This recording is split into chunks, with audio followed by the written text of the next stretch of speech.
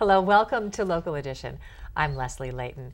When balancing the California budget, safety issues are always at the forefront. And with us now is Assemblyman Mike Morrell to talk about that and some other angles of this story. Thank you very much for being here. Thank you.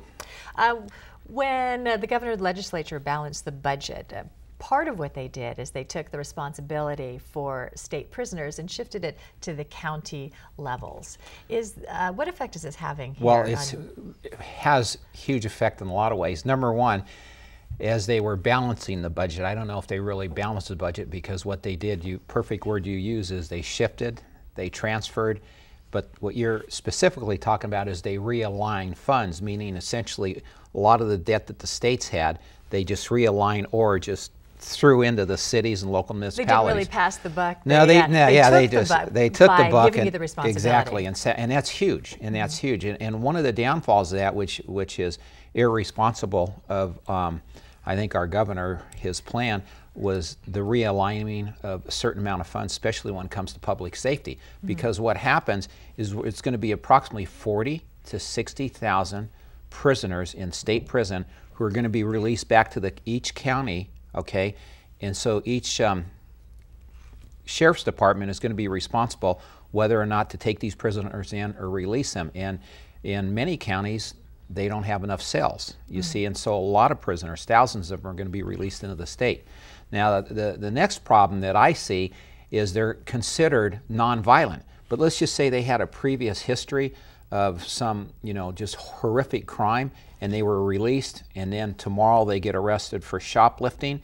Well, they go off your last crime that you did. So there's a lot of bad people that are going to be released into the public. And so one thing that my office has been doing, and myself, is we've been conducting and holding seminars, just public awareness with various city councils within my district, the 63rd district, as well as with our county supervisor, Janice Rutherford, and just having these seminars and communicating and getting people to cooperate and collaborate so that we're protected. Some would argue that the addition of more prisoners, inmates in this area could increase crime. It will. It will. What can local government really do to alleviate any of these problems? I think we're going to, we're going to have less money, but we're going to have to be more on our toes than ever before.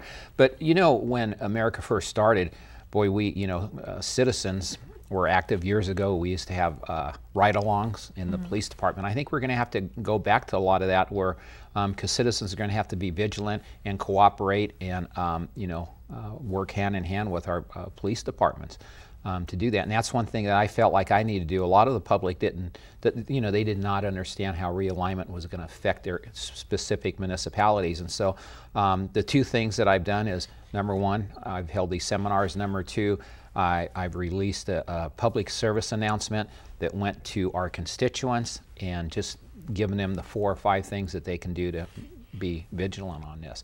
But it still doesn't solve the budget crisis, by the way, which is going to be a huge problem we're going to face at the beginning of the year again. What do you think Governor Jerry Brown could have done to alleviate the budget crisis without shifting the problem down here? Well, you know what? You just have to do real things, and you have to govern by certain economic fundamentals, and a state is governed by the same laws as an individual. And so, I know it sounds like a worn-out phrase, but it's true. You can't spend beyond your means. And so whatever revenues anticipated, honest anticipation of revenues as we forecast them out, we have to stick within that budget. So we needed to cut and reduce a lot of things, and there is a tremendous amount of waste. I'm on the budget committee, and I'm appalled at the way you have a lot of work to be done. There is a lot of work. When you go back there in January. Thanks for being here, and thank you for tuning in. More HLN next.